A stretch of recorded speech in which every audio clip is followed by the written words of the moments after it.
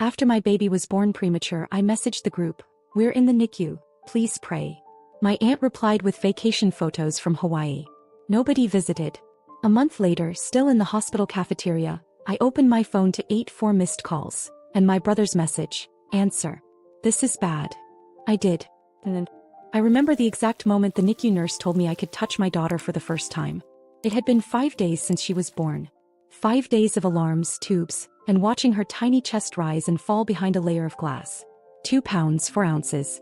Skin so translucent I could see her veins. I wasn't prepared for that. No one ever is. You think you'll give birth and hold your baby right away, cry, take pictures, text the family. Instead, I sat in silence next to machines I didn't understand, trying to keep my breathing quiet so I wouldn't disturb anything. And I was alone. Not metaphorically. Physically alone. No one had shown up. Not a single person. It didn't hit me all at once. At first I thought they were just waiting for the right time. Maybe they were giving me space. Maybe they were on their way. But I had sent the message. I typed it clearly, "We're in the NICU. Please pray." Simple. Honest. Desperate in a quiet way. I stared at the screen after I hit send, expecting it to light up with love. One person replied. Aunt Brenda. 3 pictures from Hawaii. Her feet in the sand, a piña colada in her hand, and a shot of the sunset captioned "Best view ever." That was it. No words about the baby. No questions. No concern. Just vacation photos and hashtags. I didn't say anything. I wanted to scream. I wanted to throw the phone. But I couldn't. My daughter was fighting to breathe and I had to stay calm. I was her anchor. She didn't need a meltdown. She needed me steady. The worst part was knowing this wasn't just a one-time lapse. No one else in the family followed up.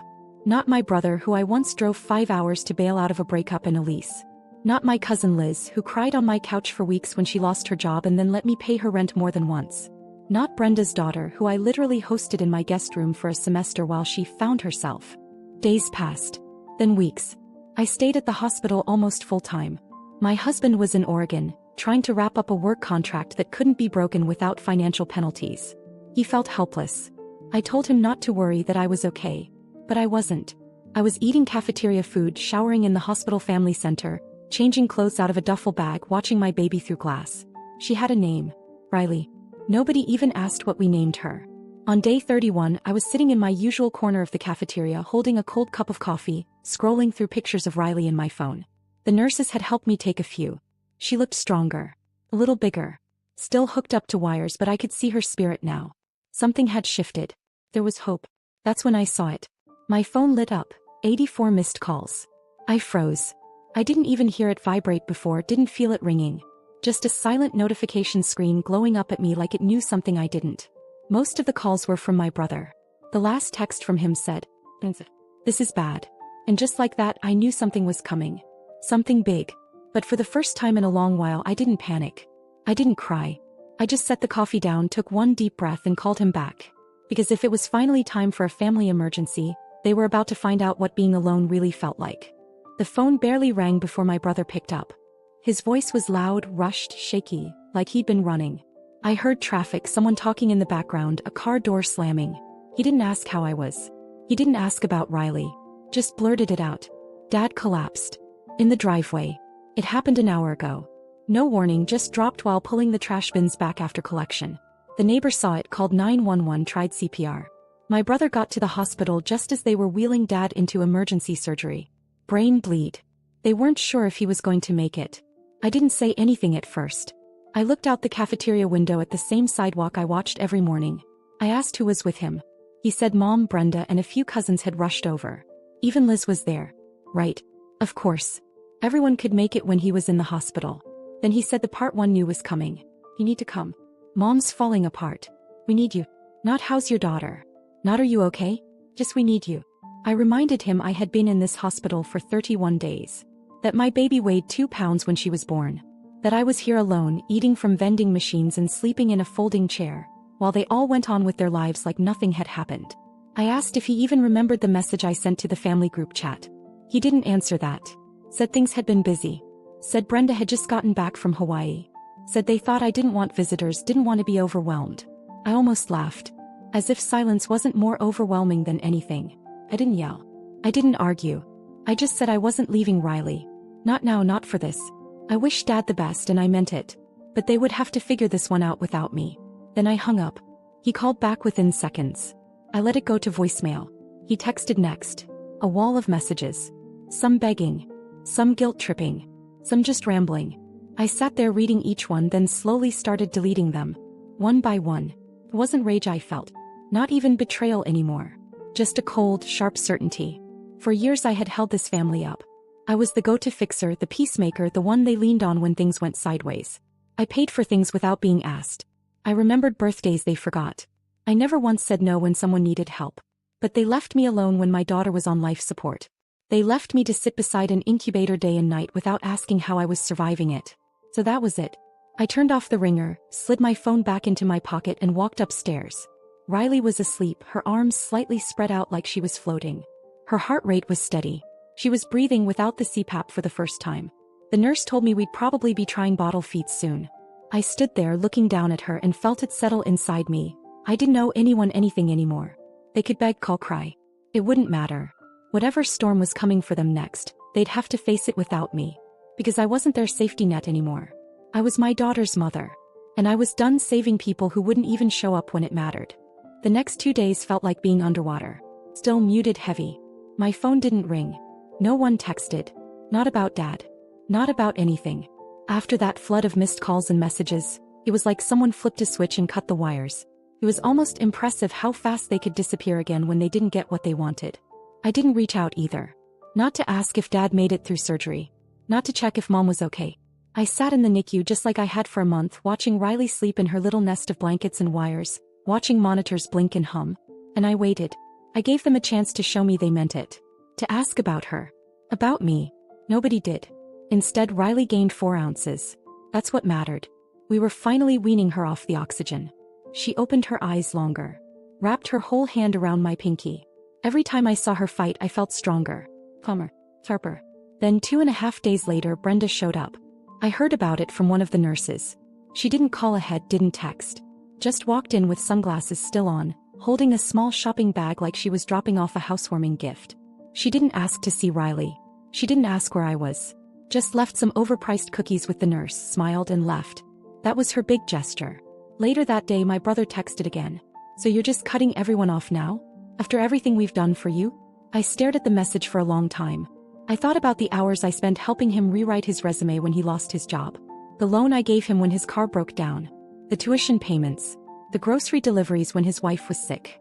And never once did I throw it back at him. Never made him feel small for needing help. I texted back. You left me alone when my daughter was fighting to live. I'm just doing what you taught me. Then I blocked him. And something inside me clicked into place. That night, after Riley fell asleep, I logged into the tuition account I had set up for my nephew. Canceled the automatic payments. Cleared the linked card. I didn't warn anyone. I didn't leave a note. Let the invoices roll in. Let the school call him. I opened another app and stopped the monthly rent assistance I had been sending Liz since March. She never asked me directly, just hinted about her struggles and I stepped in. Not anymore. The next morning Liz messaged me. Hey, did the payment not go through? Just checking, rent's due soon. I didn't answer. 2 hours later, Brenda sent me a photo of some flowers in a vase with a caption thinking of you and the baby.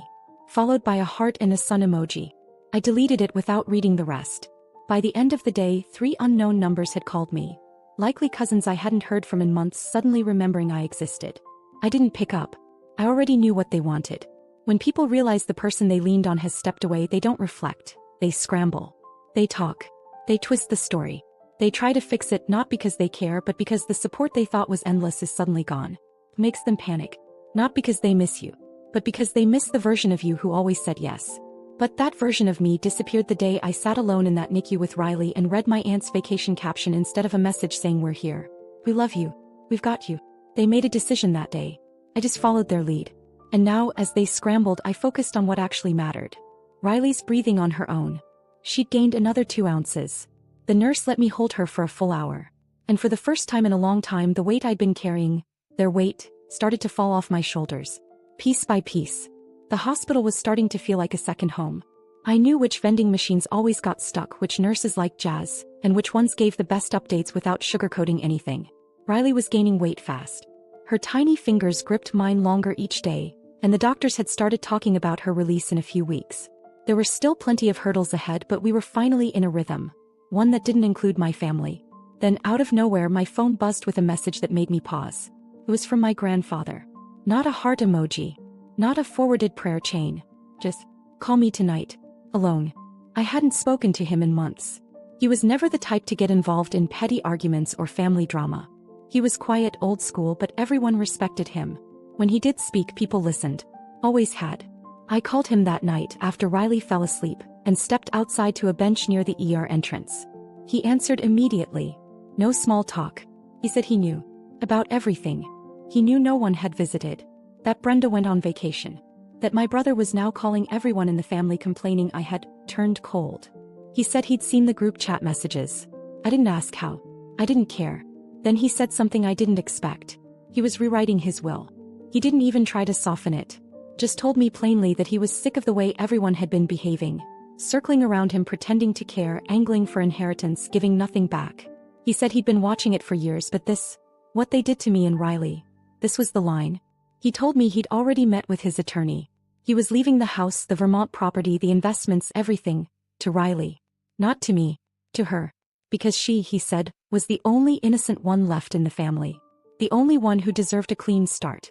I sat there silent, blinking at the streetlight above the bench. I told him I didn't expect anything. I wasn't doing any of this for money. He said he knew that. That's why it was going to her. And then, like he was reading my thoughts, he said, they think you need them. But you were the only one keeping this family together. The moment you stopped carrying them, everything started to collapse. We didn't say much after that. Just a quiet goodbye. The next morning I woke up to chaos in the group chat. Screenshots. A blurry photo of a typed legal document. Liz asking if it was a joke. Brenda freaking out in all caps. My brother sending question marks. No one mentioned Riley. No one asked how we were. It was all about money, property, what's fair, and what did she say to him. Apparently my grandfather had called a family meeting at his house without saying why. Everyone showed up, probably thinking he was going to announce something about downsizing or giving out early gifts. Instead he handed out folders with the new will inside, then got up and left the room. He didn't explain it. He didn't ask for feedback. He just made it final. Brenda was livid. Liz sent a passive-aggressive message about honoring family tradition. My brother tried to FaceTime me twice. I didn't answer. Instead, I sat with Riley in the NICU chair, holding her close while she napped against my chest. Her little heart monitor beeped steady and slow. I could feel her warmth, the weight of her finally starting to feel real in my arms. The real weight I was carrying wasn't financial. It wasn't about inheritance. It was this, the quiet, exhausting burden of being the one who showed up over and over again while everyone else took. Now the weight had shifted. The family didn't understand yet. They thought this was about money, that I had somehow turned our grandfather against them. But this wasn't revenge. This was the cost of their choices. And it wasn't over yet. Because I hadn't even told them the second part, what I was planning next. I waited 3 more days before saying anything. Let the messages pile up. Let the panic settle in. My brother sent another dozen texts. Some angry, some pretending to be calm like he was trying to reason with me. Brenda switched tactics and sent me a voice memo about how family needs to stick together, especially for Riley's sake. Liz asked if we could talk, just us girls, which was laughable considering she hadn't said a word when I was alone in the NICU with a premature baby fighting to breathe. What none of them realized was that while they were arguing over a will, I was busy planning something else entirely. Riley was doing better, stronger every day, and I had been talking to the hospital's social worker, quietly gathering the paperwork for something they never thought I'd actually do. I was moving. Not across town. Across the country. A job had opened up at the Children's Hospital in Colorado where my husband had just been offered a permanent role. The position was part-time, flexible, and came with a relocation package. And best of all, a spot in their NICU follow-up program for Riley, which meant we'd get ongoing care from specialists who already knew how to handle babies like her. I didn't tell anyone except my husband and the nurse who had been with me since day one. I didn't owe anyone else that information. 2 days before our flight, I finally responded to the group chat. Not with words. Just a photo. Riley in a new onesie, asleep in her car seat. And behind her 2 suitcases packed and zipped. Brenda responded first. Where are you going? Liz followed. Wait, what is this? Are you moving? My brother's message came in last. You're seriously doing this? After everything? After everything. As if I was the one who disappeared. As if I was the one who had left someone else behind in a hospital bed. I didn't respond. The next day, the hospital room was cleared. Riley was discharged and we were on a plane. Just me, my husband, and our daughter. I held her the entire flight. I didn't cry. I didn't look back. That night, in the hotel near our new apartment, my husband opened his phone, scrolled through the messages from my family and asked if I wanted to block them. I said not yet, because I wanted them to see what life looked like without me. And they did. Over the next few weeks, I started posting just a few quiet pictures on social media. Riley's first nap in her new crib. Her checkup at the new hospital. A video of her smiling at the ceiling fan like it was the most beautiful thing she'd ever seen. The comments started pouring in. Not from them, they stayed silent watching. But I could see it. The views. The profile visits. The quiet surveillance of people who were slowly realizing they weren't part of the story anymore. And then it happened. A letter arrived. Handwritten. From my grandfather. He said he was proud of me. Said he hadn't told the others yet, but he'd made another change. The trust was being divided early, not just in the will. Riley's portion would be transferred into an education fund, available only to her. No co-signers. No family members could touch it. He wrote, "They took your kindness for granted. Now they'll see what happens when that kindness goes somewhere else." I read it twice. Then folded it and slipped it into Riley's baby box, right next to the photo of her in that NICU incubator. The family didn't fall apart immediately. But piece by piece things started slipping. Liz posted about needing help with rent. Brenda hinted at selling her condo. My brother's kid was pulled out of school mid-semester. I didn't celebrate any of it. I didn't even respond. Because the truth was I wasn't angry anymore. I was free. It started slow. A few likes on old Instagram photos. Some vague comments on Riley's updates. Nothing direct, just enough to test the waters. I didn't reply. I let the silence speak. But then about 6 weeks after we moved, Liz cracked first. She emailed me. A full 5 paragraphs, most of which danced around the word sorry, like it was a minefield. She wrote about how hard things have been, and how nobody really knew how serious it all was.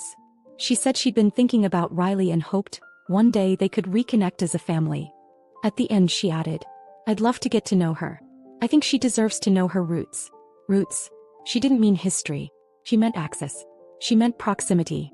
To Riley. To the money. To the life she could see from the outside looking in. I didn't answer. A week later, a box arrived at my door. No return label. But I recognized the handwriting on the card before I even opened it. Brenda. Inside were baby clothes, all too big, and a teddy bear with a gold ribbon that still smelled faintly of perfume. The card read, "For my little princess, with love from your great aunt Brenda. Let's let the past go." I put the bear back in the box, resealed it and set it in the hallway closet. Then my brother. He didn't send a message. He didn't write. He showed up. I got the notification from my doorbell camera while I was cleaning bottles. He was just standing there, hands in his jacket pockets, staring up at the door like he couldn't believe it was real. I hesitated. I thought about ignoring it. But something in me wanted to see what he'd say, face to face. I opened the door. He looked rough. Not unhealthy, just worn down. Like someone who had run out of excuses. He said, "I was passing through," even though we both knew he wasn't. I didn't say anything. Then came, "I just wanted to see you." So I waited. He finally said what he came to say, "We miss you." I let that sit in the air between us for a long second. Then I told him, "You don't miss me. You miss the version of me that paid your bills, picked up the pieces and kept everything from falling apart." He didn't deny it. Just looked down. Then he said, "Mom's been asking about you." He's confused. She thinks this is all a misunderstanding. I asked if she was confused when Riley was in the NICU and nobody showed up. He didn't answer that either. He looked at me like he wanted to say something else. Maybe beg. Maybe lash out. But he didn't. He nodded once and turned around. I closed the door and locked it behind him. That night I sat in the nursery while Riley slept on my chest, feeling the soft rhythm of her breath. The glow of her nightlight filled the room and I felt something I hadn't in months. Peace. They could try every angle, guilt, nostalgia, fake warmth. It didn't matter. Because I'd finally figured it out. Love isn't proven in emergencies. It's proven in the quiet days after, when there's no drama left to solve and no audience to impress. It's in who shows up. And who disappears. My family showed me who they were when they didn't show up at all. So I stopped waiting. I started building a new circle. Quiet friends who brought soup without asking. A neighbor who helped carry groceries up the stairs. A coworker of my husband's wife who dropped off preemie clothes that actually fit. These people had no obligation. No hidden expectations. And somehow they showed more love than the ones I shared blood with. Months passed. Riley kept growing. Her cheeks got round. Her laugh came easily. The doctors said she was thriving. And she was. One morning I woke up to a voicemail from my grandfather. He said, "They still don't get it. But that's not your burden anymore." He sounded tired but content. Like he had made his decision and he was at peace with it. That same week my husband and I took Riley to a mountain cabin for the weekend. We left our phones in a drawer. I watched the sun rise over snow-covered peaks with my daughter bundled against my chest, and I realized something. They will always want back in. They will always test the boundary. But I will always remember the silence in that NICU room. The one filled not by strangers, but by the absence of people who should have been there. And I will never forget what that taught me. Not every family deserves a second chance. Some just deserve a closed door.